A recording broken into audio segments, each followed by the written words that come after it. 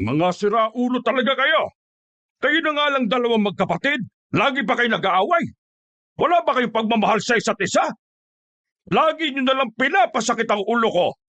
Ang tanda nyo na! Hindi na kayo mga bata na kailangan laging pagsabihan. Matanda na ako eh. Please give me some peace of mind.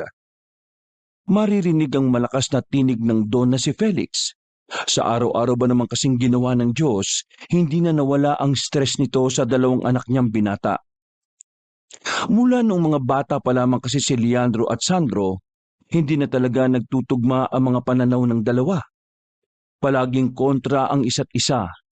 Para bang ipinanganak ang dalawa na laging magkasalungat sa lahat na lang ng bagay. Wala namang mali kung ano man yung ginawa ko sa kanya kanina. I'm relaxing myself. And then bigla siyang dumating at gumawa ng eksena in front of my friends. Pinalis ko siya. At siya pa ang may gana magalit. Pa-English ka pa. Mas ka na lang ugali mo sa akin kanina, no? Pwede mo naman ako sabihin na hindi ako pwede ron eh. Pero sinigawa mo pa ako. Hindi ko kasalanan kung marunong ako mag-English at ikaw hindi. Blame yourself for not having a good journey while you're studying. Isa pa, wala akong pakialam kung kanalang ugali ko. Ang mapahiya ka ay mas ikakasaya ko. Diba? Stop this nonsense! Kahit nasa isang bahay lumaki ang magkapatid, magkaibang magkaiba ang kinamulatan nilang buhay. Masipag at masinop sa pag-aaral si Leandro. Ito ang achiever ng pamilya at talaga namang halos lahat ng angka nila ay bilib na bilib sa kanya. Sa katunayan, ito nga ang inaasahan na magmamana at magpapatakbo ng kanilang mga negosyo sa oras na mawala na si Don Felix. Kung si Leandro ay matalinong may tuturing, kabaliktaran naman ito si Sandro. Hindi nito tinapos ang pag-aaral dahil sa sobrang katamaran. Katwiran ng binata, formalidad lang ang pag-aaral. Mas mahalaga para sa kanya kung papaano didiskarte sa buhay. Dahil sa ganitong pananaw ni Sandro, hinaiinisan niya ang kanilang angkan. Walang kwentang anak ang tingin sa kanya ng lahat. Dahil din dito, kailanman ay hindi siya nakikitaan ni Don Felix ng potensyal na maging tagapagmana ng kayamanan niya. Tumigil na kayo! Nakikiusap ako, pwede ba? This is not the right time para magkagulo tayo. Meron tayong dapat asikasuhin. Naglakad ng Don palapit sa sofa at walang ganang umupo. Kita agad na magkapatid na tila stress na ang kanilang ama. Tapos dinagdagan pa nila. Bakit Papa? May problema ba sa business natin? Wala naman. Tungkol lang ito roon sa matandang babae na hanggang ngayon ayaw pa rin pumayag na ibenta sa akin ang bahay at lupa nila. Hindi kasi natin pwedeng gawing farm ang nabili nating lupa hanggat may nakatira pa roon. Eh di ba nag-iisang tao na lang naman ang hindi pumapayag? Hindi ba talaga pwede? Is there any solution? Hindi nga pwede. Malit lang naman ang barangay na yon.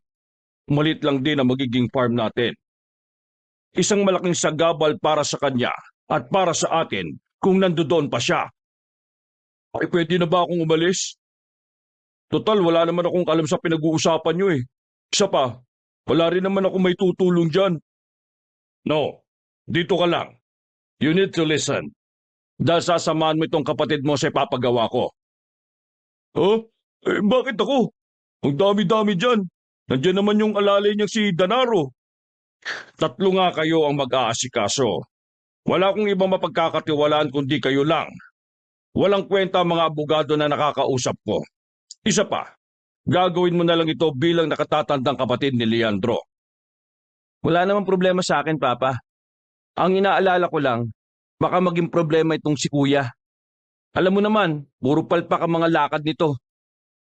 Well, kayo na ang bahalang dumiskarte. Kapag hindi kayo nagtagumpay, pareho kayong sablay para sa akin. Mamayang gabi, bumalik kayo sa baryong yon. Kausapin niyo muli ang matandang babae. Gawin niyo ng mapayapa ang pangungumbinsi sa kanya. Kilala niyo ako. Ayaw na ayaw ko ng bayolente. Tumangutango na lamang si Leandro, habang ang kanyang kuya naman ay tila hindi gusto ang gustong ipagawa sa kanila ng ama. Matapos ang pag-uusap na yon, ay sabay na rin silang lumabas ng sala. Kung gusto mong matuwa sa'yo si Papa, magtinu ka para mapapayag na natin yung matanda. Tumingin na masama si Sandro sa kanya. Parang malapit na siya nitong suntukin. Kung wala lang ang mga bodyguard sa gilid-gilid, ay baka matagal nang bumulagta si Leandro. Sa kanilang dalawa, si Sandro ay may mabatong katawan. Batak na batak kasi ang katawan nito dahil sa lihim na pagsa-sideline bilang kargador sa bayan. Nalakad ako mag-isa. Kakausapin ko na mag-isa matanda. Di ko kailangan sumama sa'yo, no? You have no choice, kuya. Hindi ka kilala na matanda. Baka isipin lang niya na masamang loob ka dahil sa itsura mong yan. Kailangan mo sumama sa akin para malaman niya na ipinadala tayo ni Papa. Nilalait mo ba ako? Be matured enough, kuya. Hindi panlalait ang pagsasabi ng totoo. So fix yourself. Napapailing na lamang na pumunta sa garahe ang binatang si Leandro. Kalmado lang siya nang pumasok na siya sa sasakyan na kanina pa naghihintay sa kanya. Sa driver's seat ay naroon ang kanyang alalay na si Danaro. Mukhang nag-away na naman kayo ni Sandro ah. Kumusta? Sinong tumaob? Sa tagal na ni Danaro sa pagiging personal bodyguard ni Leandro, alam na rin ito kung ano ang timpla ng magkapatid sa isa't isa. Kung minsan pa nga, si Danaro ang taga-awat sa tuwing magsusuntukan ng dalawa. Tamang sagutan lang. Hindi ko na rin naman papatulan eh. Mas magmumukha lang ako mababaw kung sasakyan ko yung pagiging squatter niya. Hindi kaya ikaw ang harsh sa kanya kaya ganyan yung pakikitungo niya sa'yo? What? Wala. Ang sabi ko, saan ba punta natin? Pumunta tayo ron sa baryo na nabili ni Papa. Anong gagawin natin doon? Gusto ko lang munang makita yung matandang babae na ayaw pa rin pumayag na bilhin ng lupa niya. Ah, okay. Copy. Maingat na pinaandar ni Danaro ang sasakyan palabas ng mansyon. Nakita pa nilang naglalakad sa gilid ng kalsada ang kuya ni Leandro ng si Sandro. Hindi na kasi yun natutulog sa mansyon. Dumadalaw-dalaw lang yun doon dahil may sarili itong bahay na pinamana ng kanilang namayapang ina. Sure ka ba na hindi natin siya babalikan? Hayaan mo siya maglakad mag-isa. Makalipas lang ang halos kalahating oras, nakarating na rin sila sa sinasabing baryo. Medyo madilim na ang paligid dahil sasapit na rin ang gabi. Yun ang unang pagkakataon ni Leandrong pumunta roon. Wala siyang ideya na kahit maliit lang ang baryo, maganda at malinis ito sa loob. Sa isang banda, tila naintindihan ni Leandro ang dahilan ng matanda kung bakit ayaw nitong umalis. Sa lahat kasi ng residente doon, yun na lang ang hindi pumipirma. Akala ko ba, isang tao na lang hindi pumipirma? Bakit ang dami pa rin yatang tao rito? Well, according to our lawyer, hindi na muna pinaalis sa mga tao rito hanggat may isa pang hindi napirma. Sabay-sabay silang papaalisin. Isa pa, mabait naman si Dad eh. Hindi naman niya agad papaalisin ng mga tao rito. Hihintayin niya munang maanin ng mga taga rito ang mga pananim nila. Bait ng tatay mo, no? Tapos, yung dalawa niyang anak eh, parang ano lang. I'm sorry? Wala. Ang sabi ko, ipaparada ko na lang tong sasakyan ng maayos. Bumaba na rin sila ng sasakyan maya-maya. Sa suot nila, halata agad ng mga taong naroon na hindi sila basta-basta. Mababait ang mga taga roon. Ang iba pa nga ay bumabati sa kanila at ngumingiti. Habang naglalakad, aksidenteng nakabanggaan nila ang isang dalaga. May kapayatan ng dalaga kaya kahit nasagi lang ni Leandro ng mahina ito, natumba agad ang babae at nagkalat pa ang mga nilalako nitong kalamansi. Diyos ko naman, miss. Hindi ka kasi tumitingin sa dinaraanan mo eh. O ano, ayos ka lang ba? Nanatiling nakatayo lang si Leandro sa gilid. Si Danaro na ang nag-asikaso sa babae at tinulungan nitong maibalik ang mga kalamansi sa basket. Pagkatapos, binagpagan muna ng babae ang puweta nito dahil medyo maalikabok doon. Sorry, hindi kita napansin eh. Nakatingin kasi ako sa ibang direksyon. Naguluhan, maraming dugo. May mga nakahantusay na katawan. May mamamatay. Nakatingin ng babaeng si Linda sa ibaba habang sinasabi yon. Salubong naman ang kilay ni Leandro. Hindi niya alam kung bakit sinasabi yun ng dalaga. Samantalang sobrang layo naman ito bilang tugon sa paghingi niya ng paumanhin. Miss, sorry pero alam mo sinasabi mo. Huwag niyo nang ituloy. Ang alin? Kung ano man ang gagawin ninyo, huwag niyo nang ituloy. Marami ang mapapahamak. Sorry, but what are you trying to say? Hindi ka namin maintindihan eh. Tara na boss, hayaan mo na. Baka may saltik. Okay, we need to go. Sorry ah. Palisin niyo na lahat. Huwag lang siya. Napailing na lamang si Leandro sa sinabi ni Linda. Hindi na lamang nila yon pinansin. Pero medyo nabahala si Leandro. Dahil nakahawak ang babae sa kaliwa nitong braso. Palagay niya ay nasaktan ng babae sa banggaan nilang dalawa. Ipinagpatuloy na lamang niya ang paglalakad. Wala pang 10 minuto ay nakarating na rin sila sa bahay ng matandang babae. Nasipat nila ang matanda na abalang nagsasalang ng panggatong sa lutuan. Wala naman silang balak sanang kausapin yon.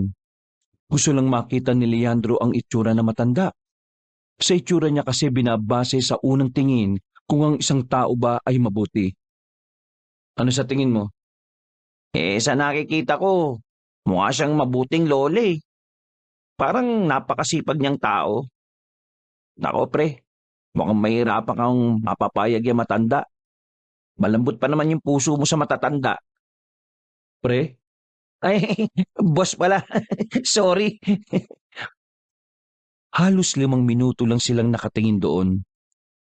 Maya-maya lang din ay naisipan na lang nilang umalis. Hindi pa sila nakakalayo. Nakita nilang pumasok sa bakuran na yun ng babaeng nakabanggaan ni Leandro. Dito nila napagtanto na maaaring anak o apo ng matanda si Linda. Danaro, bukas na bukas bago kami pumunta ni Kuya rito, bumili ka ng mga prutas ha, at bagong TV, yung pinakamahal. Ha? Bakit? Anong gagawin sa TV? Bibigay natin dun sa babae bilang peace offering. Feeling ko nagalit siya sa atin eh. Kaya kung ano-ano na lang yung sinasabi niya. Ang galante mo talaga sa mga babae, boss, no? Lalo na kapag maganda. Sinasabi mo bang babaero ko? Ay, hindi naman. Pero, depende. Naglakad na rin sila palabas ng baryong yon. Pasakay na sila ng sasakyan nang may makita silang matandang lalaki na naglalakad. May hawak-hawak itong sanga ng kahoy. Medyo kukuba-kuba na rin. Nakatingin yun sa kanila kaya sandali silang naintriga. Umarang si Danaro kay Leandro. Para kasi dito kahina-hinala ang mga tingin na matanda. Bakit ay? Kilala niyo ba kami? Hindi ko kayo kilala. Pero base sa dala niyong sasakyan at sa mamahaling kasuotan, palagay ko nabibilang kayo sa mayayamang angkan. Kung wala po kayong sasabihin na mahalaga, maglakad na po kayo. Pilin niyo ang baryong ito. Tsak na malaking benepisyo ang makukuha din niya. Naglakad na ang matanda palayo habang tumatawa-tawa na mahina. Ano boss? Tumba ko? My God, weird old man. Tara na nga. Nauna nang pumasok ang binatang si Leandro sa sasakyan at sumunod naman si Danaro. Maingat nitong pinaandar ang sasakyan. Nang makabalik na sila ng mansyon, hindi pa rin mawala-wala sa isipan ni Leandro ang magandang babae na nagtitinda ng kalamansi. Marami na siyang nakilala at nakarelasyon na babae na talaga namang magaganda. Matataas ang antas sa buhay. Mga klase na babae. Pero ang babaeng yun lang talaga ang gumulo ng isipan niya. Hindi niya maintindihan ang sarili niya kung na-love at first sight lang ba siya o nahihiwagaan siya sa sinasabi nito. Kinabukasan ng umaga, maagang bumangon ng binatang si Leandro. Maghahanda na siya sa kanilang pagpunta sa nasabing baryo. Pagkatapos siyang magbihis, pinuntahan niya si Danaro sa sasakyan. Naroon na rin ang mga prutas at TV na binili para sa babae. Iritadong tumingin si Leandro dahil inabutan niya si Danaro at Sandro na nagtatawanan. Close kayo? Para kasi ako sa lahat. Kahit sino, nakakasundo ko. Para akong bar. Open sa lahat. Uy, bawal sa below 18 yun ah. Sabay na nagtawanan ng dalawa.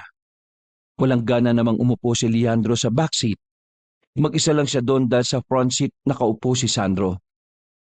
Tinis na lamang ni Leandro ang kaingayan ng dalawa habang nasa biyahe sila. Ilang minuto lang ang nakalipas, nakarating na rin sila sa nasabing baryo. Pagbaba pa lamang nila, nakita na nila ang mga nagtutumpukang tao sa bungad. Dahil masyado silang naintriga, agad-agad na lumapit si Danaro at Sandro. Iritado namang sumunod ang binatang si Leandro. Pagtingin nila, nakita nila ang isang lalaki na nakatakip ng dahon ng saging. Napansin din nilang may mga dugo sa katawan nito. Ang kamay ay may malalim na hiwa na nilalangaw na rin. Palagay ko, inaswang ang isang ito. Inaswang? Seryoso ka ba? Bakit? May alam ba kayo sa aswang? Yan ang napapala mo sa pag-alis mo sa mansyon eh. Puro katanghan na lang yung natututunan mo sa lansangan. Can't believe na may kuya akong katulad mo. Hoy, kung ikukumpara mo yung utak nating dalawa, mas lamang ako sa'yo. Marami ka lang alam sa negosyo, pero sa tunay na buhay, nga ka. Baka nga hindi ka marunong magsaing gamit lang ang panggatong na kahoy eh. Bakit ako magsasaing gamit ng panggatong? We have stove, an automatic stove, or rice cooker. Di ba? Asa ka sa automatic. Sanay ka napapadali lagi buhay mo eh. Kaya tingnan mo itsura mo. Mukha kang batang iyakin na kapag nasagi sa muka eh, iiyak agad at magsasampa ng kaso. Hindi na lamang nagsalita pa si Leandro. Ayaw na niya kasing bumaba pa sa level ng pag-uugali ng kanyang kuya. Pinagpatuloy na lamang nila ang paglalakad. Narating nila ang bahay na matanda na sa kanilang pagkakaalam, Dangdang ang pangalan. Wala silang sinayang na pagkakataon. Kinuusap agad nila yon pagkapwesto nila sa tapat. Nagtataka ang mata ng matanda habang nakatingin sa kanila at sa kanilang mga dala. Magandang araw sa inyo. Ano ang may tutulong ko sa inyo? Sumenya si Leandro kay Danaro. Agad namang nakuha nito ang naisabihin ng binata. Magandang araw po sa inyo, Nay. Maaari po ba kayong makausap tungkol sa lupa? Pinadala ba kayo rito ni Don Felix? Opo, pinadala kami rito. Gusto lang po sana namin makipag-usap na maayos. Huwag po kayo mag-alala, hindi po namin kayo po puwersahin. Magkaroon po sana tayo ng mapayapang usapan. Tumango-tango ang matanda. Pinagbuksan sila nito ng gate nangyari sa kawayan. Pinapasok sila sa loob at saka pinaupo sa mahabang katre. Doon ay nakita nila ang magandang babae na si Linda sa kabilang katre. Tahimik lang itong nagtatahi at tila hindi man lang sila nito nakikita. Siya ang apo ko, si Linda. Inilapag ni Danaro ang mga prutas at ang TV na flat screen na hindi naman kalakihan. Hindi yun ang pinakamahal na TV. Dinekot lang talaga nito ang sobrang pera. Para saan ba mga yan? Galing po kami rito kahapon. Aksidente kong nakabanggaan si Linda. Natapon sa lapag yung mga daladala niya mga kalamansi eh. Kaya bilang pagbawi at paghingi na rin ng paumanhin, bumili po ako ng pang peace offering. Itong TV para kay Linda? Opo, para po sa kanya yan. Iho, bulag ang apo ko. Hindi rin niya yan mapapanooran. Biglang natameme si Leandro. Nagkakatinginan pa silang dalawa ni Danaro. Hindi nila alam kung ano ang sasabihin. Parang gusto na lamang magpakain sa lupa ng dalawa sa sobrang hiya. Mabuti na lang ay marunong kumambyo si Sandro. Ayos lang naman po kung hindi siya nakakita. Maririnig pa rin naman niya yung palabas eh.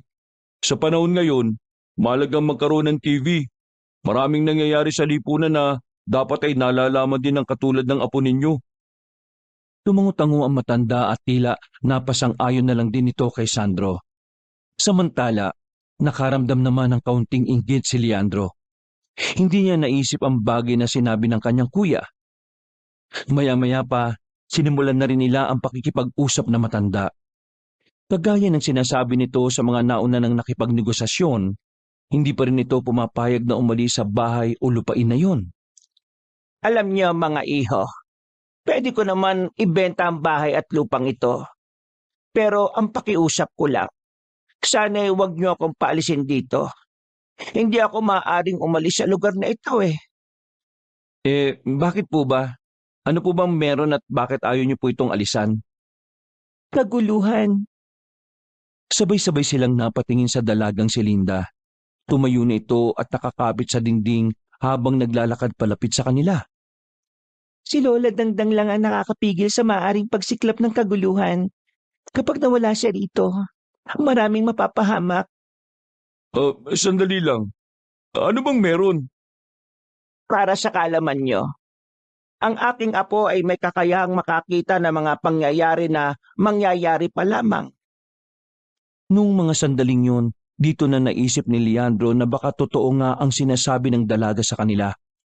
Bigla niyang naisip ang bangkay ng lalaki na nakita nila sa bungad. At sa hindi maipaliwanag na dahilan, tila nakaramdam ng kaba si Leandro. Nakakita siya ng hinaharap? Sandali. Miss, totoo ba yung sinasabi mo sa amin kagabi?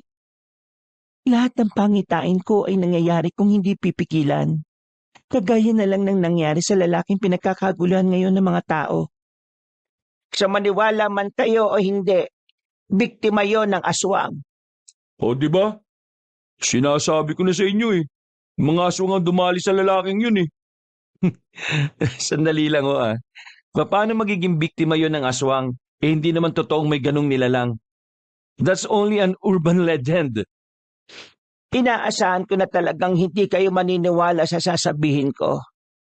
Ito rin ang dahilan kung bakit hindi ko pwedeng sabihin sa inyo ang dahilan kung bakit ayaw kong umalis dito. Mga iho, pakisabi sa Don, napapayag akong ibenta na itong lupa kung talagang gusto niya.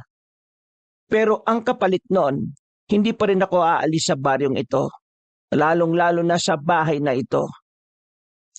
Lola, sasama ako sa kanila. Gusto kong makausap ang Don. Wait miss, sigurado ka ba dyan? Hindi ka ba natatakot sa amin? Kung may gagawin kayong masama sa akin, makikita ko kagad yon. Pero ayos lang ba sa inyo na sumama sa amin ng apo ninyo? Ngumiti at tumango ang matanda sa kanila na parabang malaki ang tiwala nito sa kanila. Ibalik nyo lang siya ng ligtas dito. Bago sumapit ang tanghali, umalis na rin sila roon para magbalik ng mansyon. Si Sandro ang nag-alalay sa dalaga.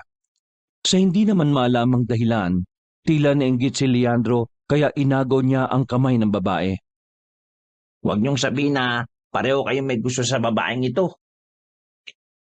Bago sila umalis, biglang naalala ng babaeng bulag ang basket nitong maraming laman na kalamansi. Yung tinda kong kalamansi, baka kung pwede ipakibalikan. Miss, hindi ka naman magtitinda ng kalamansi eh. Ang sabi mo ako na lang ang kukuha. Hintayin niyo lang ako rito. Napasimangot na lamang si Leandro nang magbida-bida na naman ang kanyang kuya. Lumipas lang ang ilang minuto at nakabalik na rin si Sandro. Bumiyahin na rin sila agad bago pa sila abutan ng mainit na tirik ng araw. Pagkarating nila sa mansyon, nagtataka ang mga tao roon kung bakit may daladala silang babae. Sa sala, napatayo ang Don nang makitang tila nag-aagawan si Leandro at Sandro sa pag-alalay sa dalagang si Linda. Teka. What's the meaning of this? Who is she? Leandro? Sandro? Sino ang babaeng yan? Apo po siya na matandang ayaw umalis sa lupa nila. Nandito siya para kausapin kayo. Kausapin ako? Magandang tanghali po sa inyo, Don Felix. Narito po ako para kausapin kayo tungkol sa panganib na maaaring mangyari. Nagtataka man ang Don ay pinaupo na rin niya ito sa sofa. Nagulat si Don Felix nang biglang hawakan ng dalaga ang kanyang kamay. According to her grandma, may kakayahan siyang makakita ng mga bagay na mangyayari pa lang. Kaya niya ring makita ang ilang parte ng hinaharap ng isang tao. Tameme ang Don sa narinig. Maya-maya lang ay binitiwan na rin ng dalaga ang kamay ng matandang lalaki. Huminga ng malalim si Linda at tumarap sa mukha ng Don na para itong nakakakita. Don Felix, nakita ko kayo. Umiiyak kayo dahil sa pagkamatay ng malapit niyong kaibigan. At dahil sa pagkamatay nila, mamadalin mong kunin ang baryo para gawing farm. Pero dahil sa desisyon na ginawa mo, ay maraming mapapahamak, maraming mamamatay. Alam mo, Iha, hindi ako naniniwala sa mga hula-hula. Hindi ito hula. At mas lalong hindi ko ito sinasabi sa inyo para lang itigil nyo ang gusto niyong pagpapaalis kay Lola. Kapag hindi nyo hinayaan ang Lola ko, mabubuhay ang aswang na matagal nang nahihimlay. Maghahari ang aswang at malalagay sa alanganin ang buhay ng mga tao. Magsasalita pa sana si Don Felix nang biglang dumating ang sekretarya nito. Daladala nito ang cellphone at sinabing may tumatawag. Nang sagutin niyo ng Don, ay nabitiwan nito ang cellphone. Nanlalaki ang mga matang nakatingin kay Linda. What happened, Papa? Papa, ayos lang ba kayo? Ang kaibigan ko, si Don Paterno, patay na! Nagulat silang lahat ang sabihin niyo ni Don Felix. Pare-pareho nilang napagtanto na mabilis na nangyari ang kasasabi pa lang ni Linda. Sa puntong yon, nawala na sila ng dahilan para hindi paniwalaan ng dalaga. Makalipas ang ilang sandali ay umalis na muna si Don Felix para puntahan ang kaibigan nito. Hapon na ito nakabalik at inabutan pa nito sina Linda sa sala. At dahil sa pangambang baka totoo nga ang mga nakikita ni Linda, nakagawa na ito ng desisyon. Masama ang kutob ko sa maaaring mangyari. Kaya naman, nagdesisyon ako na payagan na ang pananatili na matanda doon sa bahay. Pero sa isang kondisyon. Ano pong kondisyon? Para sa kondisyon na gusto mangyari ng Don, pinuntahan nila ang matandang si Dangdang sa bahay nito. Nabigla pa ang matandang babae nang biglang dumating si Don Felix doon. Pero kalaunan ay kumalma na rin si Dangdang nang ipaliwanag ni Linda ang kanilang mga napag-usapan. Gusto niyong malaman kung bakit ayaw kong umalis dito? Tanong na matandang babae nang sabihin na ng Don ang kanyang kondisyon. Sa totoo lang, hindi naman lingid sa akin ang mga nilalang na aswang. Matagal nang sinasabi sa akin yan ng kaibigan kong si Paterno. Kaya ngayon, gusto ko lang malaman kung may kinalaman ba talaga ang lihim mo sa mga aswang. Bilang kanyang kaibigan, gusto kong malaman kung may tutulong ba ito para mabigyan ng hustisya ang kamatayan ng kaibigan ko. Sandaling hindi nagsalita si Aling Dangdang. Tila nagdadalawang isip itong sabihin ang tunay na dahilan kung bakit hindi niya magawang iwan ang bahay na yon. Ginagawa na namin ang part namin para mapabuti ang negosasyon na ito. Kaya sana gawin niyo rin ang sa inyo. Isipin niyo na lang po na oras na malaman na rin namin ang tunay niyong dahilan. May mga makakatulong na rin sa inyo para protektahan yan. Ipangako niyo sa akin na kahit na anong mangyari ay wala kayong pagsasabihan nito. Tumayo ang matandang babae. Tumenyas lang ito na sumunod sa kanya. Dinala sila nito sa isa pang maliit na silid na halos iisang papag lang ang kakasya roon. Nasa ilalim ng papagdaya ng sagot sa mga tanong na nasa isipan ninyo. Tinulungan nila si Aling Dangdang na iangat ang papag. Tinanggal din nila ang nakatakip na mga kumot sa sahig. At doon nakita nila ang tila hukay. Sa hukay na yon ay merong isang malaking garapon. Sa loob naman ng garapon ay merong isang bagay na nangingitim na halos kasing laki lang ng manggang kalabaw. Ano po ang bagay na yan? Yan ang puso ng isang malakas na aswang. Kapag umalis ako sa bahay na ito, wala nang magri-ritual dyan. Yung ritual po ba yan na ginagawa niyo para hindi makalapit dyan yung mga aswang na magtatangkang kunin yan? Tama ka, iho. Pero isa rin sa dahilan para hindi na muli yang tumibok. Nagsasagawa ka ng isang ritual? Anong klaseng tao ka ba? Isa akong mangkukulam.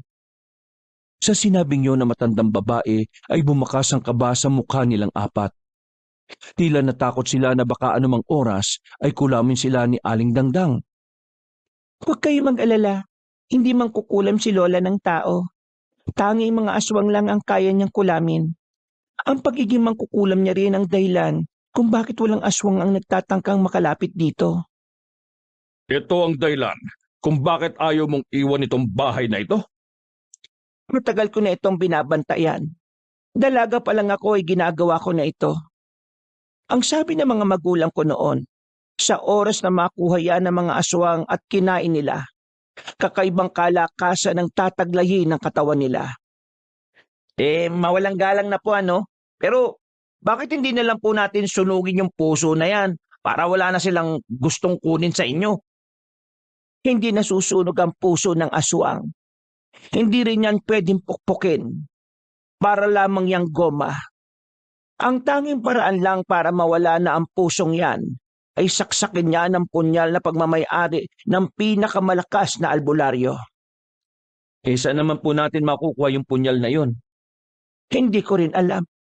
Kaya nga habang wala pang punyal, ginagawa kong lahat para walang makakuha ng pusong ito. Diyos mio, hindi pa rin ako makapaniwala na nangyayari ang lahat ng ito. Miss, pwede mo bang alamin kung ano yung mangyayari sa inaharap? Hindi ko nagagawa palagi ang kakayahan ko. Kapag nararamdaman ko lang na may makikita, doon ko yun nagagawa. Minsan din, bigla-bigla na lang lilitaw ang pangitain ko na yun sa utak ko. Ngayong alam niyo na ang lihim ko. Paano ko makakasiguro na ililihim niyo rin ito? Sisimulan ko na ang pagpapaalis ng mga tao sa baryong ito. Itong bahay mo lamang ang may iwan.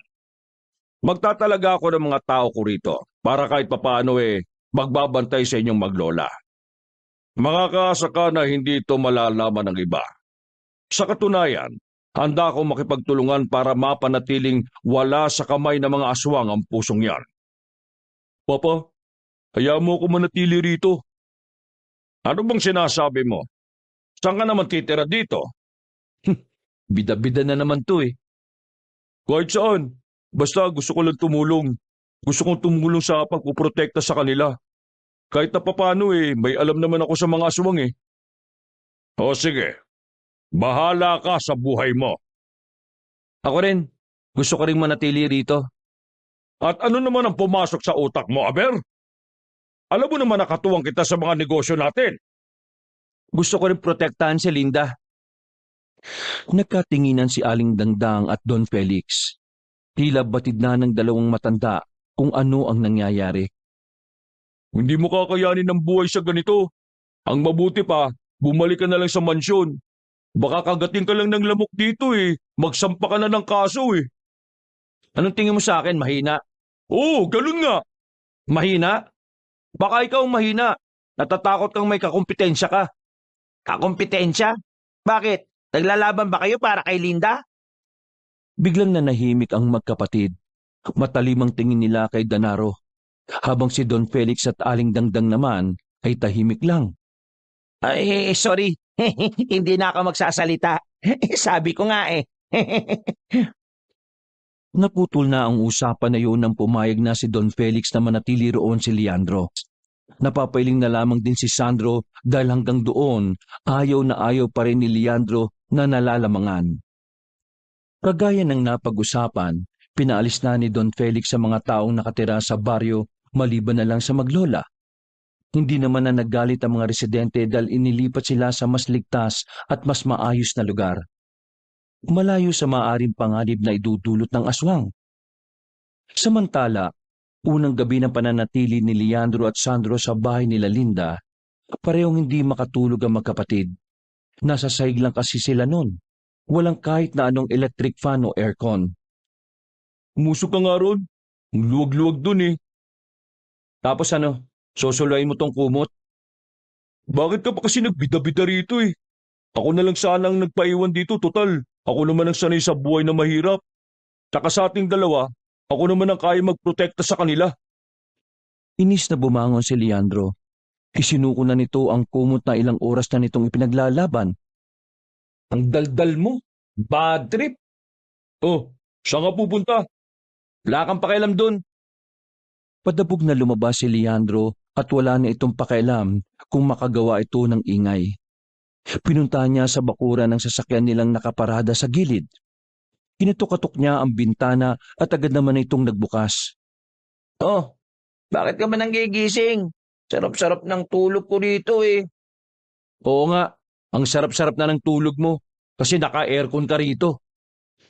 Inis na pumasok ng sasakyan ng binatang si Leandro.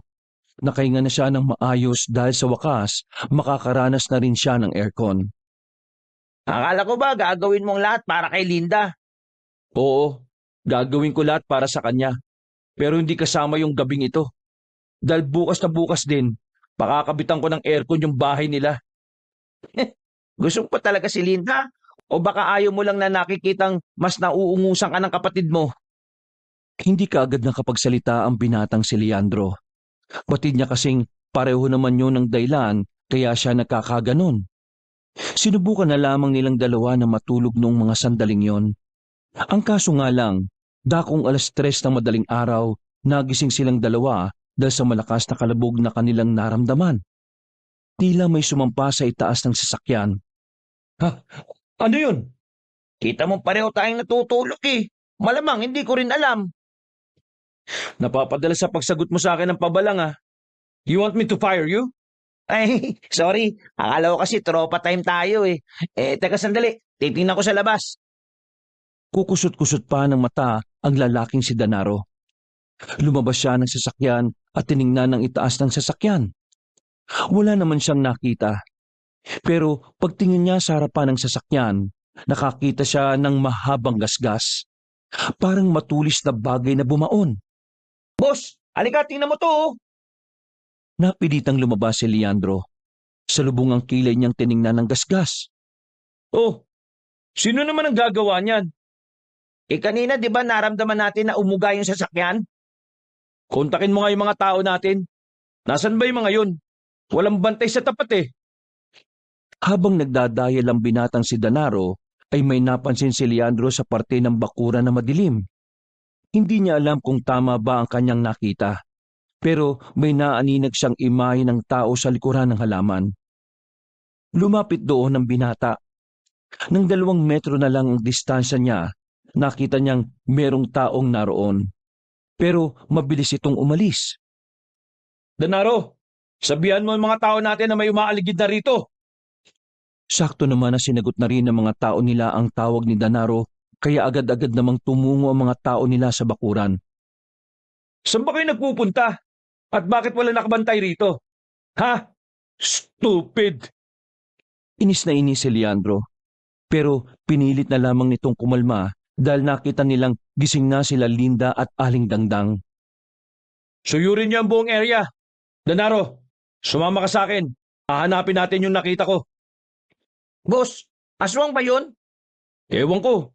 Siguro. Basta, kailangan natin masiguro na walang umaaligid dito.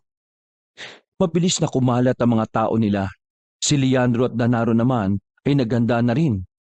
Kinuha nila ang baril sa likuran ng sasakyan. Mga iho, nandito ang mga aswang. Ang mabuti pa, pumasok na lang kayong dalawa rito sa bahay. Total, hindi naman sila makakalapit dito. Sabi ni Aling Dangdang habang nakadungaw sa bintana. Hindi o. Tutulong kami para mapuksa ang mga aswang na yan. Bumalik na po kayo sa tulog. Kami na pong bahala. Hindi na sila nagawang pigilan pa na matanda. Dali-dali na rin silang umalis dala ang mataas na kalibre ng baril. Sa puntong yon, tuwang-tuwa na si Danaro. Dahil sa wakas, magagamit na niya ulit ang kanyang fighting skills. Nararamdaman mo ba yon? Oo, boss. Parang nandito lang siya sa paligid. Ihanda mo bakal mo, boss. Marahan nilang hinanap ang naririnig nilang kaluskos. Magkakasunod na buntong hininga pa ang pinakawala ng dalawa. Maya-maya lang natukoy na nila kung saan talaga nanggaling ang tunog. Nagmamadali silang pumunta sa likuran ng puno. Pagtapat nila ng ilaw noon, agad nila yung tinutukan. Pero nagulat sila nang madiskubre na ang lalaking naroon pala ay si Sandro, ang kanyang kuya. Sir Sandro? Ano bang ginagawa mo rito? At ano kaya sa tingin mo ang ginagawa ko rito? Dala-dala itong itak na to. Hindi naman kita nakitang lumabas kanina. Akala ko natutulog ka dun eh. Bida-bida ka talaga. Hoy, ikaw ang bida-bida. Kahit wala kang alam sa aswang, nandito ka. At talagang hindi mo ako mapapansin na lumabas dahil tulog pa kayo. Wala na ako sa bahay nila Linda. Sa madaling sabi, hindi ako natulog. Oh, baka mag-away pa kayo niyan ha. Pero teka, kanina pa nasa labas? Oo, mas nalibot ko na nga itong bado kaysa sa mga tao niyong natutulog lang sa van eh. Lalong nakaramdam ng insecurity ang lalaking si Leandro. Lumalabas kasi na mas maabilidad talaga kaysa sa kanya ang kanyang kuya. Ayaw man niyang aminin pero totoo ang sinabi ni Sandro sa kanya na pagdating sa tunay na hamon ng buhay, marami pa siyang kakaining bigas. Natigil lang ang kanilang usapan nang may marinig na silang umangil. Sabay-sabay silang umupo sa likuran ng puno. Hindi lang isa, hindi lang dalawa o tatlo, kundi maraming aswang ang naroroon. Noong mga sandaling yon, kalmado lang naman silang tatlo. Pero kahanga-hanga talaga ang pinapakita ni Sandro noon. Bigla na lamang kasi itong tumayo at tumindig na itak lamang ang dala. Tingnan mo itong isang to, bida-bida na naman. Boss, mukhang di lang siya basta bida-bida. Tingnan mo yung tindigan. Parang sanay na sanay talaga siya sa ganitong sitwasyon eh. You know what? Sa kanya ka na lang kaya magtrabaho. Lagi mo na lang siya pinupuri eh. Maya-maya lang, naramdaman na nilang tila may mga aswang nang nakapalibot sa kanilang kinalalagyan. Pero ganun pa man, hindi man lang dinapuan ng kaduwagan si Sandro. Sa halip, hinamon pa nito ang mga aswang. Kung talaga matapang kayo, bakit hindi kayo lumabas? Nagyayabang pa, iitak lang naman ang hawak, ha? Natameme si Leandro nang makita kung papaanong tinaga ni Sandro ang isang aswang na bigla na lamang lumitaw sa likuran nito. Kitang-kita ang pagiging sanay ng lalaki sa pakikipaglaban. Ulang niya, ano bang ginawa nito ni kuya sa buhay niya? Hindi na naitago ni Leandro ang kanyang pagkahanga sa kuya niya. Baka gusto niyo akong tulungan. Ano? Napilitang lumabas ang dalawa. Pinagbababaril nila ang mga nakatungtong sa mga puno. Pero dahil mabibilis sa mga yon, ay hindi sila agad nakatama. Idagdag pa na madilim din sa kinalalagyan nila at tanging maliit na flashlight lang ang nagsisilbi nilang liwanag. Kailangan nating umalis sa parting ito. Pumunta tayo sa open area. Mas lamang sila sa ganitong maraming puno na matataguan eh. Nauna nang tumakbo si Sandro. Sumunod naman sila Leandro. Habang tinatahak nila ang daan para maghanap ng open na area, mapapansin niya na parang may sugat sa likuran ng kanyang kuya nang tamaan niyo ng liwanag ng flashlight. Pero ang ipinagtataka niya, parang hindi yun iniinda ng binata. Dito, ewan ko lang kung di pa natin tamaan ng mga lokong yun. Magkakatalikuran na sila noong mga sandaling yun. Sinundan sila ng aswang doon. At sa pagkakataong ito, kitang-kita na ni Leandro kung ano ang tunay na anyo ng isang aswang. Maging siya, kinilabutan din ng makita yon. Nasaan na ba yung mga tao natin? Mga inutil talaga yung mga yun, oh. Bakit kailangan pa ng mga tauhan? Hindi mo ba kayang sabayan ng mga aswang na yan? Takot lang ako mamatay dahil may halaga pa buhay ko. Ikaw, kaya ka matapang kasi wala ka namang... Walang kwento sa pamilya? Okay, sabi mo eh. Nagkibit balikat na lamang si Sandro. Hindi na siya nito pinatulan. Bagay na ipinagtaka ni Leandro ng mga sandaling yun. Hindi umatake ang mga aswang sa kanila. Nakapalibot lang ang mga ito at paikot-ikot sa kanila. Kaya naman hindi na rin nagsayang ng panahon si Leandro. Gusto niyang ipakita sa kanyang kuya na kaya niya rin makapatay ng aswang. Niratrat niya ng bala ang mga aswang, pero mabilis lang na nagpulasa ng mga yon. Wala siyang tinamaan ni isa. Pero nang magpaputok na rin si Danaro, meron ng dalawang aswang ang bigla na lang bumulagta. Sa puntong yon, tila ikinagalit ng mga aswang ang nangyari sa kasamahan nila. Sabay-sabay na silang umatake. Habang nagpapaputok ng baril ang dalawa, mano-mano lamang na tinapatan ni Sandro ang mga aswang gamit lamang ang kanyang itak.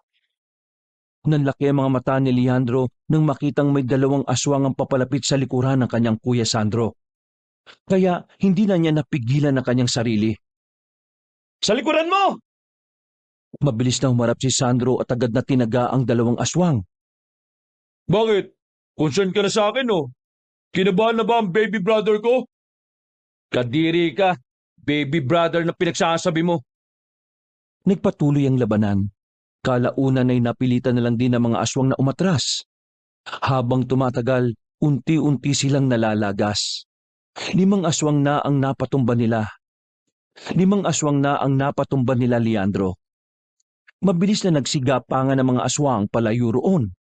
Sinubukan nilang habulin ngunit nakapasok na ang mga yon sa kagubatan. Mga boss, wala ba kayong mga sugat?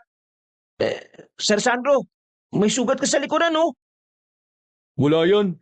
Nadali lang ako kanina ng aswang nung tulog pa kayo. Sigurado ka bang ayos ka lang? Dumudugo yung likuran mo, oh. Huwag mo kong intindihin. Sanay ako masaktan. Umamin ka nga. Ano bang ginagawa mo sa buhay mo? Bakit? Nagulat ka ba sa mga nakita mo? Ang dami mo talagang dada. Hindi ka na lang sumagot kaagad eh. Kapag nagkaroon ka ng interes sa buhay ko, malalaman mo rin ang sagot sa tanong mo. Tara na, balikan na natin si Linda at Aling Dangdang. Nauna nang naglakad si Sandro sa kanilang dalawa. Napailing na lamang si Leandro dahil sa pagiging pamisteryoso ng kanyang kuya. Pagbalik nila sa bahay na maglola, naabutan nilang naroon ang mga tauhan nila. Inis na pinagbabatukan ni Danaro ang mga yon. Mga inutil, saan ba kayo nagpunta? Bakit kami pa yung nakaharap ng mga aswang? Puntahan niyo ang bangkay ng 5 aswang doon. Talin niyo rito. Yun na yung huling trabaho niyo. Dahil bukas, tanggal na kayo. Para mga batang nagmamadaling umalis sa mga yon. Samantala, nag-aalala namang lumapit sa kanila ang bulag na si Linda. Ayos lang ba kayo? Hindi ba kayo nasaktan? Kami? Nasaktan? As you can see, ayos lang naman kami. Danaro naman, maging sensitibo ka naman. Kita mong hindi ka nakikita eh. Tapos, may as you can see ka pang nalalaman dyan. Ay, pasensya na Linda, ah. Pero ayos lang naman kami. Itong si Sandro lang, may sugat sa likuran. Buti na lang hindi mo nakikita. Kasi kung nakikita mo lang yung sugat niya, baka sobra ka mag-alala. What do you think you're doing? Ako? King! Sandro, halika. Alalayan mo ko sa loob. Ipapagamot natin yan kay Lola yung sugat mo. Inalalayan na ni Sandro ang dalaga. Paghawak ni Linda sa kamay ng lalaki, bigla itong napatigil. May kung anong malungkot na pangitain ang nakita niya. Pero hindi na lamang nito sinabi kay Sandro. Hanip din eh, no? Kinaya makalabas ng mag-isa tapos magpapaalalay papasok sa loob. Ikaw naman kasi busi. Ang bagal-bagal mo dumiskarte. Kapag ganun, dapat mabilis ka. Sige ka, baka maunahan ka ng kuya mo. Kita mo naman yung galawan ni Sir Sandro, di ba? Pang veterano. Kaunting-kaunti na lang, hahanap talaga ako ng ibang alalay. Naniningkit ang mga mata ni Leandro na iniwan na lamang ang alalay. Pagpasok niya sa loob, sinimulan na ni Aling Dangdang ang panggagamot sa sugat ni Sandro. Napanguwi si Leandro nang makita ang sugat ng kanyang kuya. Inakala niya na simple at maliit na hiwa lang yun. Pero mahaba at medyo malalim pala ang sugat nito. Hindi ko alam kung papaano mo nagagawang harapin ang mga aswang, iho. Pero humahanga ako sa katapangan mo. Mga manunugis lang ang kilala kong kayang labanan ng mga aswang na itaklang ang gamit. Ganun po ba? Naku, maraming salamat po sa papuri ninyo. Pero iho, wag na wag kayong magiging kampante. Hindi pa natin nakakaharap ang mga aswang na higit na malalakas at mabibilis. Hindi ko po inaalis ang posibilidad na yon, Aling Dangdang. Sa katunayan, alam ko rin na may iba't ibang uri ng aswang. Sandro, sabi mo sa akin, ikaw bang lalaki nagligtas sa akin nung munti ka na akong atakin ng mga aswang? Buti naman at naalala mo. Oo, ako yun. Nagkataon lang kasi na papauwi na rin ako noon. Maraming salamat ha. Pasensya ka na't hindi ko kagad nahalata. Kung nakakakita lang sana ako, edi sana. Kung nakakakita ka lang, edi sana alam mong nandito rin ako at nakikita mga kaharutan yung dalawa. Magpagamot ka na lang dyan. At ikaw naman, manood ka na lang. Pwede namang walang landian, di ba? Pasigaw at galit ang pagkakasabi ni Leandro. Hindi na nito napigilan ng selos. Napatingin na lamang sa kanya si Sandro at Aling Dangdang na kapwa nagtataka. Habang si Linda naman ay natameme. Nang mapagtanto ni Leandro na nakakaya nga ang ginawa niya, mabilis siyang lumabas ng bahay na yon at nagmukmok na lamang sa loob ng sasakyan. Lumipas na ang 1 linggo mula nang manatili ang magkapatid sa poder ni Aling Dangdang. Maayos na rin nakakatulog si Leandro sa loob ng bahay ng maglola. Dahil kagaya ng kanyang pinangako, binilan niya ng aircon ng bahay kahit na alam naman niyang maraming butas ang bahay na matandang babae. Sa mga nakalipas na araw, naging mas komplikado rin ang lahat. Hindi na kasi makahanap ng tauhan si Danaro. Tumatanggi mga yon kapag nalalaman na aswang ang kailangang kalabanin. Kaya naman ilang araw at gabi na rin silang hindi mapalagay dahil sa panganib na anumang oras ay maaari nilang maranasan. Danaro, ano bang balita sa mga hinahanap nating tao? Hindi pwedeng wala tayong mga tauhan dito. Nakita mo naman na marami ang mga aswang. Baka mas marami pa sila kapag bumalik sila. Nasa biyahe ang dalawa noon habang pabalik pa lamang sila sa bahay ni Aling Dangdang. Galing sila sa mansyon para ibalita kay Don Felix ang kanilang kalagayan. Negative, boss. Ang hirap makahanap ng tao. Maatras kapag aswang ang kalaban eh. Tingin ko, halos lahat na ng mga organisasyon ng mga security ngayon aware na sa mga aswang. Napailing na lamang si Leandro dahil sa pagkadismaya. Sumasakit ang ulo niya. Gustong-gusto na niya makapagpa-good shot kay Linda. Pero hindi naman umaayon sa kanya ang panahon. Ilang sandali lang ay nakarating na rin sila sa baryo.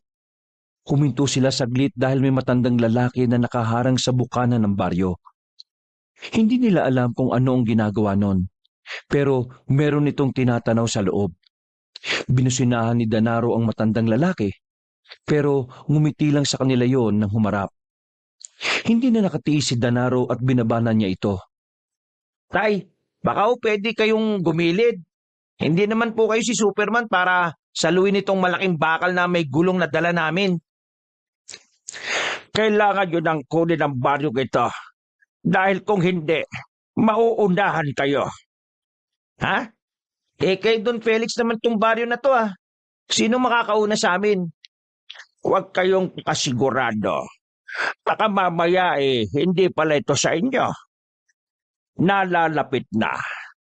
Nalalapit na ang pagbabalik ng mga tunay na nagmamay-ari nito. At sa oras na makuha na nila ang dapat nilang makuha, siguradong hindi na ulit sisikat ang araw para sa nakararami. Tumawa-tawa pa ulit ang matandang lalaki. Dinig pa ni Leandro ang mga sinabi nito dahil sa lakas ng boses ng matanda. Sira siguro yung ulo na matandang yun. Kung ano-ano na lang ang mga pinagsasabi. Masama ang kutob ko sa matandang yun eh. Bakit? Tinatanong mo ko kung bakit? Di ba bodyguard kita? Dapat alam mo agad sa unang tingin pa lang kung yung isang tao ay mapanganib o hindi. Wala naman ako nararamdamang panganib sa matandang yun eh. Parang 2 udang nga lang hindi pumipirma sa certificate of death nun eh. Huwag kang pakampante. Baka magulat na lang tayo. Aswang pala yung matandang yun. Hindi na nakapagsalita pa si Danaro. Pinaandar na lamang nito ang sasakyan papasok ng baryo. Nang marating na nila ang bakuran ni Aling Dangdang, ay inabutan nilang maraming kalalakihan ang nasa tapat. Nagtatakang bumaba si Leandro at Danaro at saka madaling pumasok sa loob. Anong ibig sabihin nito? Sino yung mga lalaking yan? Kinumpronta agad ni Leandro ang kanyang kuya Sandro. Na noong mga sandaling yon, nakikipag-usap kay Linda at Aling Dangdang habang nasa tapat ng lutuan. Sila ba? Ako nagdala sa kanila rito. Nalaman ko kasi na nahihirapan pala kayong humanap ng tao. Kaya yan, yung mga kasamahan ko na lang ang dinala ko rito. Mas magagaling pa. Kasamahan? Sabi mo na nga, Sir Sandro. Ano ba kayo? Di tao. Natawa si Sandro sa sarili niyang joke. Pati si Linda ay hindi na rin napigilang matawa. Hindi ako nakikipagbiruan ha. Hindi birong ginagawa natin dito. Uubusin natin ang mga aswang para maitayo na natin ang farm dito. Hindi tayo pwedeng basta-basta kumuha na lang ng mga taong pipitsugin. Hindi sila basta-basta tao lang, no? Ano magagawa ng mga yan? Itak? Lalabanan niyo ang mga aswang gamit ang itak? Ikaw nga nakabaril pero walang nagawa eh. Kaya ano namang problema sa itak? Huwag mo akong subukan, kuya. Hindi na nakatiis si Linda. Pumagitna na ito sa magkapatid. Pero sa hindi inaasahang pangyayari, iba ang nahawakan ng dalaga. Nanlalaki ang mga mata ni Leandro at Sandro nang makita ang kamay ng dalaga sa kanilang harapan. Dali-dali silang dumistansya. Kailangan ko pa palang humarang para lang tumigil kayong dalawa. Paano hindi titigil eh? Hinawakan mo ba naman yung mga ano nila eh? Ano? Tama na ang bangayan yung magkapatid, Leandro. Ang kuya mo ay isang manunugis. Alam niya kung ano ang ginagawa niya. Ang mga taong dinala niya rito ay di hamak na mas eksperyensado sa pakikipaglaban sa mga aswang. Kaya wala kang dapat ipag-alala. Magpasalamat na lamang tayo kahit napapaano. May makakasama na tayo para protektahan ang puso na tinatago natin. Manunugis? Ikaw manunugis? Nung mamatay si Mama, sinabi niya sa akin na pumunta ako sa angkan niya. Dito ko nalaman na ang mother side natin lumalaban sa mga aswang noon pa. Doon ako nagkaroon ng interes na maging manunugis. Kaya pala mas pinili mong umalis kaysa tulungan si Papa sa negosyo niya. Dahil alam ko na ikaw ang mas karapat-dapat dun. Magkaibang talino natin. Kaya simula pa lang, Leandro, wala akong plano makipag-agawan sa'yo kung ano man ang mana na maiiwan ni Papa kapag nadedo na siya. Ikaw lang naman itong laging galit eh. Hindi na nakapagsalita pa si Leandro. Minabuti na lamang nitong lumabas ng bahay. Pagpunta niya sa bakuran, pinagtitinginan pa siya ng mga manunugis na lalaki. O bakit? Anong problema nyo? Uy, hindi ang kalaban. Ano ka ba? Mainit ang ulo ko ah. Huwag kayong haharang-harang. Saan ka naman pupunta? Uy, Diyan ka lang. Magpapalamig ako ng ulo. Hindi na sumunod si Danaro sa kanya. Naglakad na lamang si Leandro nang hindi niya alam kung saan nga ba talaga siya pupunta. Hinayaan na lang niya kung saan siya dadalhin ng kanya mga paa. Nang mapagtanto niya na masyado na pala siyang malayo, tumigil siya at sandaling sinuyod ang tingin ng paligid. Party pa ba ng baryo to? Nakita niyang nakalabas na pala siya ng bakod. Kaya naman pakiramdam niya ay hindi na rin yung sakop ng baryo na kinalalagyan niya. Babalik na sana siya nang marinig niyang tila may tao sa paligid. Mabilis niyang binunot ang baril na nasa tagiliran. Isang matandang lalaki ang lumabas mula sa likuran ng halaman. Teka, ikaw yung matandang... kung nga yan, tawagin mo na lang akong Hipolito. At pakisabi na rin kay Dangdang na nakita mo ko, ha? Diyan ka lang. Huminto ka. Ipuputo ko to. Sige ka. Huminto ang matanda. Biglang nawala ang ngiti nito at sumeryoso ang muka. Sino ka ba? At anong ginagawa mo rito? Magugustuhan mo ba ang sagot sa tanong mo? Sabi mo lang sa akin kung sino ka. Ang dami yung pang pasakali eh. Kaya mo bang iputok yan sa matandang katulad ko? Hindi ka ba dinadapuan ng konsensya sa katawan? Alam kong hindi ka lang basta matanda. Kaya pag lumapit ka pa, hindi ako magdadalawang isip na iputok na sa'yo. Hindi iputok mo! Dahan-dahang lumapit sa kanya ang matandang si Hipolito. Nang hindi yun tumigil, hindi na nagdalawang isip si Leandro kundi iputok ang baril.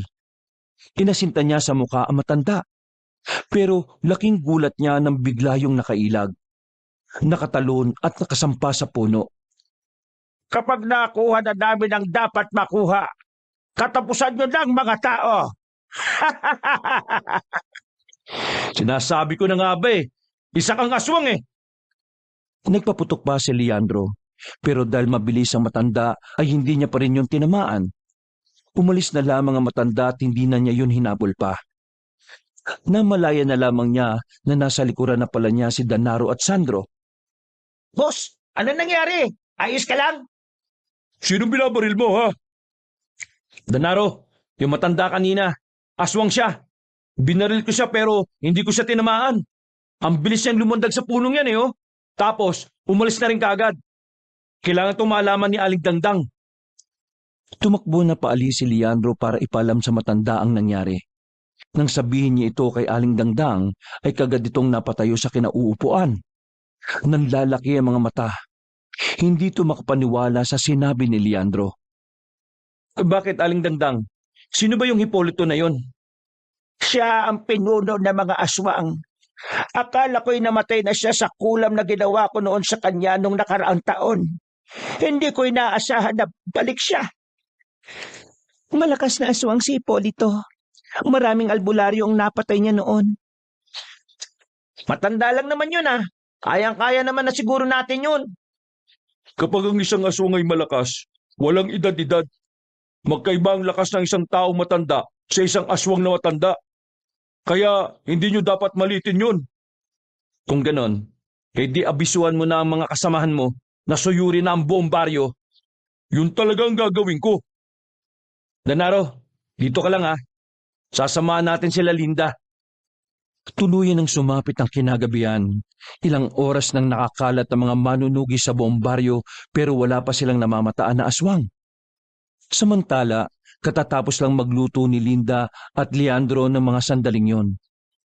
Sinabihan na ni Leandro si Danaro na tawagin ang mga manunugis para kumain na muna. Hindi ko inakala na masarap ka pala magluto. Kahit wala ka nakikita alam na alam mo pa rin ang gagawin.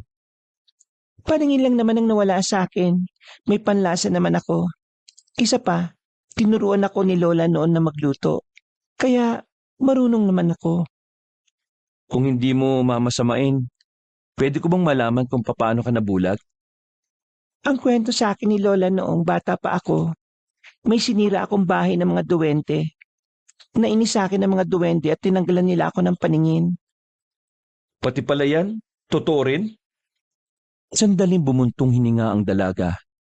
Binitiwan nito ang sandok.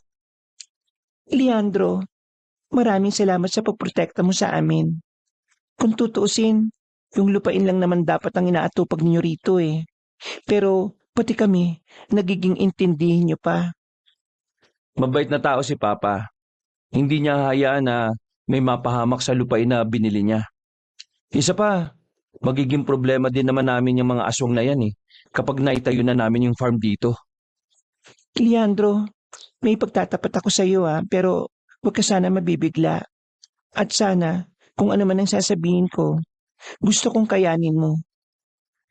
Sa puntong ito, tila kinakabahan na si Leandro.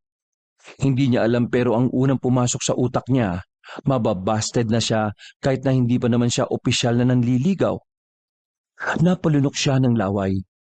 Ilang segundo siyang hindi nakapagsalita. Leandro, nandiyan ka pa ba? Oo, nandito pa ako. Huwag ka nang kumapaka pa, baka iba na naman ang mahawakan mo Sige na, sabihin mo na kung ano yung sasabihin mo. Tatanggapin ko yan at pangako, hindi ako magtatanim ng sama ng loob. Pipilitin ko na lang na maging masaya for you. Because love is like your roses. Ano sinasabi mo? Wala naman itong kinalaman sa ating dalawa Tungkol ito sa kuya mo. Ha? Bakit? Anong meron sa kanya? Leandro, nang mahawakan ko ang kamay ng kuya mo, meron ako nakitang masamang pangitain. Lalong bumilis ang tibok ng puso ni Leandro. Pakiramdam niya ay hindi niya magugustuhan ang maririnig niya. Pero may kung anong parte pa rin ng utak niya na nagsasabing dapat niyang malaman kung ano yon. Nakita ko na napahamak ang kuya mo. Kritikal ang kalagayan niya. Base sa pangitain ko, sa loob ng isang silid siya mamamatay. Yun lang ang nakita ko. Pero Leandro, lahat ng pangitain ko ay pwedeng mapigilan. Ang mga nakikita ko ay mga babala lang na may oras pang iwasan. Noong mga sandaling yun, hindi na napigilan ni Leandro na mapaluha. Buti na lang ay hindi nakakakita si Linda. Ayaw niyang makita ni Linda ang mahinang bersyon ng sarili niya. Mahal naman ni Leandro ang kuya niya, kahit na madalas silang hindi magkasundo. Hindi niya pwedeng itanggi na mahalaga sa kanya si Sandro. Sadyang kinakain lang talaga siya ng inggit. Dahil kahit nasa kanya na naman ang papuri ng pamilya nila, nasa kanya ang katalinuhan at naiinggit pa rin siya dahil tila mas may kalayaan ng kanyang kuya para maging masaya. Leandro, sige, iiyak mo lang yan. Hindi kita huhusgahan. Ha? Anong umiiyak? Bakit ako iyak? Hindi naman kami close nun Wait lang Tatawagin ko na silang lahat. para makakain na rin tayo ng sabay-sabay. Iniwan na ni Leandro ang dalaga sa tapat ng lutuan. Nakasalubong niya pa si Aling Dangdang at nakita siya nitong umiiyak. Hiyang-hiya si Leandro noon. Pinigilan na lamang niyang umiyak dahil ayaw niyang ipakita sa kanyang kuya na mahina siya. Hanggang sa magsimula na silang kumain ay gulong-gulo pa rin ang utak ni Leandro. Lihitimong totoong nangyayari kasi ang mga pangitain ni Linda. Kaya naman hindi niya maiwasang hindi matuliro. Pre, ayos ka lang ba? Kanino pa hindi ginagalaw yung pagkain mo eh. Gusto mo, galawin ko na? Hindi, ayos lang ako. Hindi ka okay, no? Tinanggap mo nga lang na pre ang tawag ko sa iyo eh. Ano ba problema, boss? Danaro, masama ba akong tao? Bakit mo naman tinatanong yan eh? Nasa harapan tayo ng pagkain. Tumingin pa sila sandali sa kabilang lamesa. Nakita ni Leandro kung gaano kasaya ang kanyang kuya habang kaharap ang mga kasama nitong manunugis. Gusto ko lang malaman kung may karapatan ba akong malungkot. Boss, hindi ka talaga okay, no? Ang kilala kong Leandro hindi marunong magdrama eh. Ngumisi na lamang si Leandro. Nung gabing yon, nanatiling dilat ang mga mata ni Leandro. Hanggat maaari kasi, ayaw niyang mawawala sa paningin niya si Sandro. Kung tutusin, pwede naman niyang ipaalam sa kanyang kuyang tungkol sa pangitain ni Linda. Pero hindi niya alam kung bakit hindi niya kaya.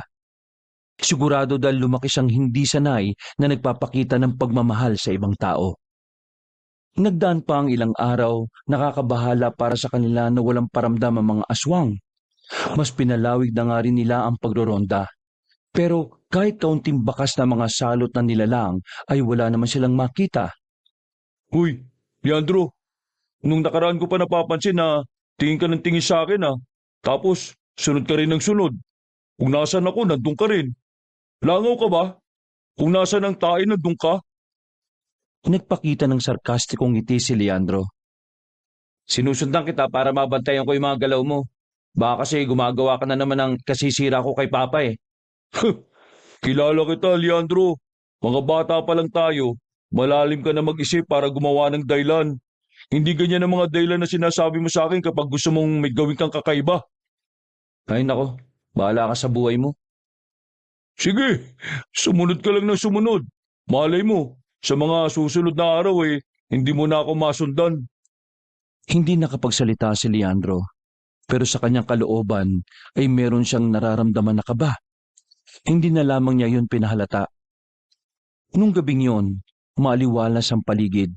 Tila wala silang pinaghahanda ang panganib. Perpektong sandaling yon dahil bukod sa malamig ang simoy ng hangin, nakakagaan din ang pakiramdam ang huni ng mga kuliglig sa paligid.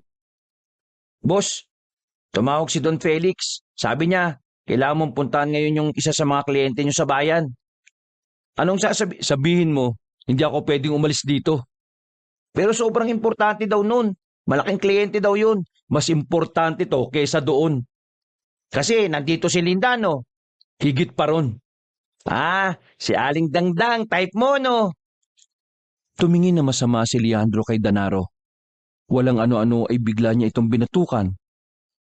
Hoy, kung wala kang nga masabing matino, pwede ba manahimik ka na lang muna? Napailing na lamang si Danaro. Maya-maya pa, habang nasa kalagitnaan sila ng pagbabantay, bigla na lamang silang naalarma ng isa sa mga kasama nilang manunugis ay humahangos na bumalik. Pasan-pasan nito ang kasama nitong duguan. Ayon dito, ang mga aswang daw ay paparating na. Sa puntong ito, naalarma na silang lahat. Malakas ang loob nilang lumusob dito. Ibig sabihin ba nito kaya na nilang kunin ang puso? Mga kasama, kailangan na natin maganda. Nandito na mga kalaban natin. Nagtayuan ng mga manunugis, habang sila Linda naman ay agad na pinapasok ang sugatan na lalaki para maagapan. Danaro, abisuhan mo na yung mga medic na pumunta rito. Sigurado kong maraming magiging sugatan sa mga kasama natin. Sige, Kapi. Teka, saan ka pupunta? Sasamahan ko si Kuya. Wow, kuya na ang tawag Hoy, sandali! Hindi na nagpatumpik-tumpik pa si Leandro. Sinundan na niya ang mga manunugis. May mga naiwan namang manunugis na nagbabantay kina Aling Dangdang. Kaya kahit na papaano ay panatag ang loob nilang hindi mapapahamak ang mga yon. Oh, bakit ka nandito? Akala ko ba magbabantay ka kina Linda? Pwede ba? Huwag ka na nga magtanong na magtanong. Idol mo siguro ako, no? Gustong-gusto mo siguro makita kung paano ako lumaban. Hinayaan na lamang ni Leandro ang kanyang kuya sa pagyayabang nito. Itinuon na lamang niya ang atensyon sa inaabangan nilang mga aswang. Habang nakatago, nararamdaman na rin nila ang presensya ng mga nilalang. Alerto mga kasama. Nang matanong na nila ang mga aswang sa kanto, hindi na sila nagsayang ng pagkakataon. Nagsilabasan na sila para ambushin ang mga yon. Pero ang hindi nila alam, may mga nakalibot na rin palang aswang sa kanila. Hindi nagpahuli si Leandro. Nag-focus siya na matindi at saka inasinta ang mga aswang. Sa pagkakataong yon, kahit na papaano ay nakakatama na siya. Pero kinailangan niyang ratratin ng bala dahil hindi namamatay ang aswang sa isang tama lang ng bala. Ano ba? Dikit ka ng dikit. Hindi ako makakilos eh. Dami mo namang arte. Biglang tumakbo si Sandro para atakihin ang mga mas malapit na aswang. Sumunod din naman agad dito si Leandro. Basta kung nasa ng kanyang kapatid, kailangan naroroon rin siya. Hindi pwedeng makalingat. Pinangako niya sa kanyang sarili na gagawin niya ang lahat para pigilan ang sinasabi sa pangitain ni Linda.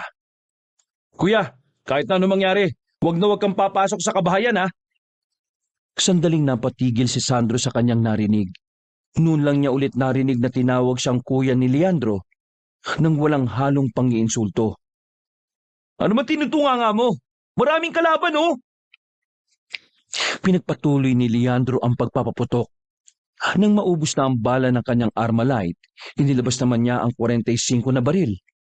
Asintado niyang pinatatamaan ng mga aswang. Noong mga sandaling yon, napansin ni Leandro ang matandang si Hipolito na naglalakad na palayo. Parang wala yung pakialam sa nangyayaring kaguluhan. Si Hipolito, pupuntahan si Aling Dandang. Lintik, hindi pwede. Tara! Umalis silang magkapatid sa labanan. Binalikan nila sila Linda. Pagdating nila roon, nadatnan nila ang mga kasama nilang nakahandusay na sa bakuran. Habang si Danaro naman ay may sugat na sa kaliwang kamay. May pahabol pa pala. Hindi na pinatapos ni Sandro na makapagsalita ang matandang lalaki. Nagmamadali niya yung inatake gamit ang itak nito. Pero sa kasamaang palad, hindi niya tinamaan ang matandang aswang. Nahawakan siya nito sa liig at saka binalandra sa gilid. Lalapitan pa sana ulit yun ni Mang Hipolito pero nagpaputok na si Leandro. Tinamaan niya sa katawan si Mang Hipolito. Dahilan para mapadistansya ito. Ilang beses na sinundan ni Leandro ng putok ang matanda. Pero sa mga sunod na tira niya ay nagagawa na nitong makailag. Masyado kang mapapela. Aatake na sana si Mang Hipolito kay Leandro pero pinukulan ni Sandro ng kutsilyo ang matanda. Tinamaan ang matandang aswang sa kaliwang balikat. Sinamantala na nila yon para makalapit kina Linda. Pumasok kayo rito. Hindi siya makakalapit sa atin dito. Sabi ng matandang babae habang hawak-hawak ang malaking garapon kung saan naroroon ang kulay itim na puso. Pagpasok nila sa loob ng bahay, dito na mas kinabahan si Leandro. Lalo pa siyang nabahala na makita si Linda na parang merong bagong pangitain. Kuya, huwag ka nang lumaban. Ako nang bahala. Anong pinagsasabi mo? Hindi mo siya kaya mag-isa. Makinig ka lang sa akin kung ayaw mo mapahamak. Bantay mo na lang sila Aling Dandang. Hindi pwedeng makalapit ang aswang na yan. Lalabas na sana ng pinto ang binata pero laking gulat nila na makapasok na sa bahay na yun si Mang Hipolito. Dagdang, matagal kong pinag-aralan kung paano kontrahin ang ritual mo. Ngayon, gusto kong ipaalam sa iyo na wala nang saysayang proteksyon na ginawa mo. Kaya makukuha ko na ang pusong yan. Kung gusto mo mabuhay kayong lahat, ibigay mo na sa akin yan. Manahimik ka! Hindi kayo magtatagumpay sa gusto niyong gawin. Kinutok ulit ni Leandro ang hawak-hawak na baril. Pero pagkalabit niya ng gatilyo ay wala na pala itong bala. Mara siyang hinawakan ng matandang aswang sa kamay. Hinila siya papalapit at saka dinakma sa muka. Ang matandang tila uugod-ugod ay parang lumakas na ang katawan. Binalibag nito si Leandro sa gilid. How dare you hurt my boss? Damn it! Si Denaro naman ang nagpaputok sa matanda. Pero sa kasamaang palad ay nakailag lang ng walang kahirap-hirap si Mang Hipolito. Hinagis lang din ito si Denaro palabas ng bahay. Sige na, ibigay mo na sa akin yan, Dangdang, para wala naman tayong pinagsamahan yan eh. Hindi ko ito ibibigay sa iyo. Mag-aasik kayo na kaliliman kapag napasa kamay nyo na ito. Masyado naman yatang masama ang iniisip mo sa amin. Pero may punto ka naman. Kasi matagal na naming hinahangad na muling maghari ang mga aswang. Hindi lang sa probinsyang ito, maging sa buong bansa na rin. At mangyayari lang yon kung ibibigay mo sa akin ang bagay na yan. Kahit ibigay ko sa iyo ito, hindi mo rin ito mahawakan. Akala mo ba porke nakapasok ka na rito, walang ritual na nakabalot sa pusong ito? Biglang humarang si Sandro para putulin ang usapan. Muli nitong inilahad ang hawak-hawak na itak. Kakailanganin mo muna akong patayin bago mo makuha ang gusto mo. Matayin? Sigurado ka ba sa sinasabi mong bagito ka? O di sige, madali naman akong kausap eh. Kung yan ang kahilingan mo, edi ibibigay ko. Kuya, umiwas ka sa kanya pakiusap. Huwag mo na lang siyang labanan. Ano bang pinagsasabi mo? Naibang ka na ba? Hindi na naituloy ni Sandro ang kanyang sasabihin nang biglang lumusob na ang matandang aswang. Mabuti na lamang ay alerto ang binata kaya nagawa niyang ilagan yon. Samantala, kahit na masakit ang buong katawan, ay pinilit pa rin ni Leandro na makatayo. Kinuha niya ang isang itak na nakasabit sa gilid ng dingding. Leandro, ano bang ginagawa mo? Kinakalaban ko ang tadhana. Ha? Buwang ka ba? Magkapatid pala kayong dalawa. Mas lalo akong kinanaka. Mas masayang makakita ng taong umiiyak dahil nawalan ng minamahal. Walang ano-ano, muling lumusob sa kanila si Mang Hipolito. Sa puntong yon ay sinabayan na rin ni Sandro ang galaw ng aswang. Sa mga unang sandali ay kinakaya pa ni Sandro ang matanda.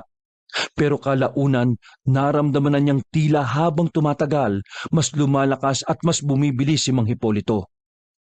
Hanggang sa tuluyan nang natamaan si Sandro, sumirit ang dugo ng binata mula sa hita nito. Dahilan para mapaluhod na ang kaliwang tuhod ni Sandro. Buong pagsisikap na lumapit si Leandro nang makakuha na ito ng sapat na lakas. Siya naman ang humaharang para harapin si Mang Hipolito. Leandro, bakit mo ba ito'y ginagawa? Umalis ka na nga dyan. Hindi mo siya. Huwag mo akong pakialaman. Kung kaya ko siya o hindi, gagawin ko ito dahil gusto kong pigilan ang tadhana mo. Leandro? Tingnan mo nga naman, para ako nanonood ng pelikula. Ang ganda sa mata. Tinulak ni Leandro si Sandro palapit kina Aling Dangdang. Sila ang protektahan mo. Hayaan mo akong labanan ng matandang to nang mas madaldal pa sa puwet ng manok. Tumatawa-tawa pa si Mang Hipolito ng mga sandaling yon. Tila minamalit lang nito si Leandro. Aminado naman ang binata na kung ikukumpara sa kanyang kuya, wala siyang binatbat sa matandang yon. Sa labas tayo. Kung talagang kaya mo akong patayin, lalabanan mo ako sa labas. Sige, bibigyan kita. Marami pa naman akong oras eh. Tingnan ko lang kung hanggang saan niyang yabang mo. Nauna nang lumabas ang matandang aswang na si Hipolito. Tinapakan pa nga nito ang kamay ni Denaro sa daan. Sumunod naman si Leandro. Maya-maya pa, sinimulan na rin ng matandang aswang ang kanyang pag-atake. Hindi pa seryoso ang matanda, pero bumagsak agad si Leandro. Boss! Leandro! Lalabas pa sana si Sandro noon pero pinigilan na siya ni Linda at Aling Dangdang. Diyan ka lang kuya. Ako nang bahala rito. Muling tumayo si Leandro kahit nasugatan na ang hita nito. Maigpit pa rin ang hawak niya sa itak. Muli, umatak na naman si Mang Hipolito. Pero sa pagkakataon na yon, nautakan ni Leandro ang matanda. Sinabuyan niya ng lupa ang mukha ng aswang. Dahilan para sandali itong mawalan ng paningin. Sinamantala yon ni Sandro. Buong puwersa niyang hinagupit ng itak sa lieg si Mang Hipolito.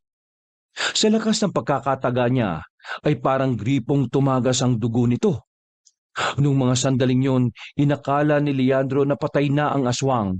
Pero bago yung bumagsak, nagawa pa talaga nitong kalmutin siya. Dahilan para bumagsak muli si Leandro sa lupa. Nang malagutan ng hininga si Mang Hipolito, tuluyan na ring nawala ng malay si Leandro. Iika-ikang tumakbo si Sandro palapit sa kanyang kapatid. Agad niya itong inilagay sa kanyang braso ang ulo ni Leandro at pilit itong ginigising.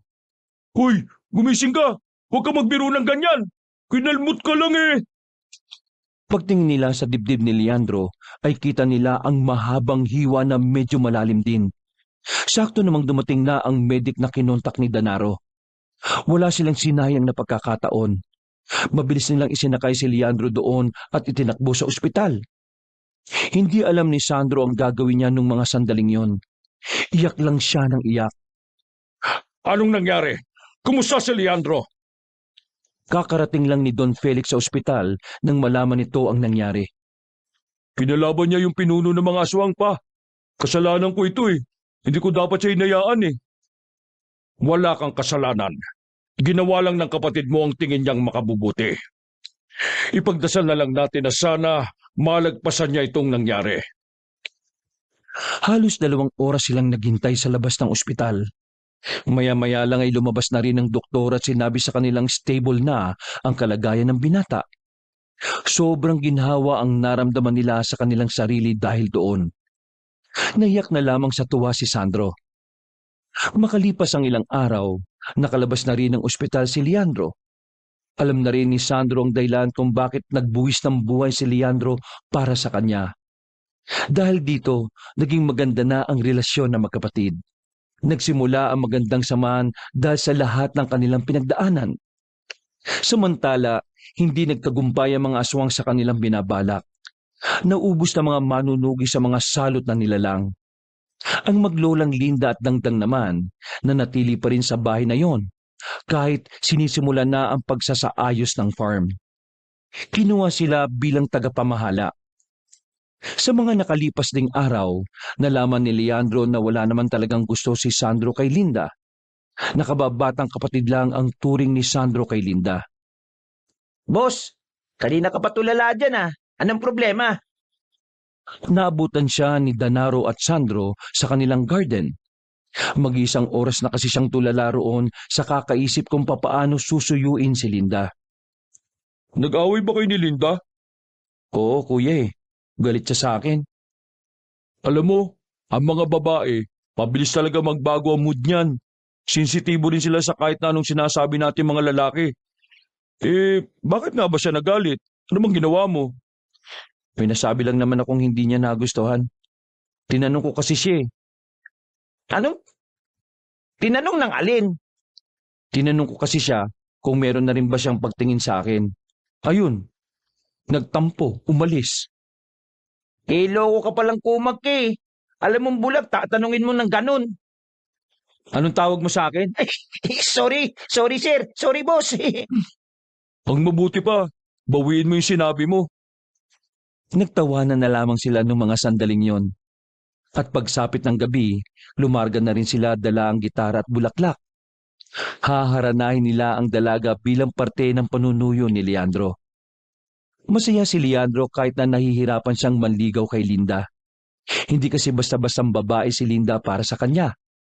Pero dahil sa suporta na natatanggap niya mula sa mga taong mahal niya sa buhay, pakiramdam ni Leandro ay walang mahirap para sa kanya.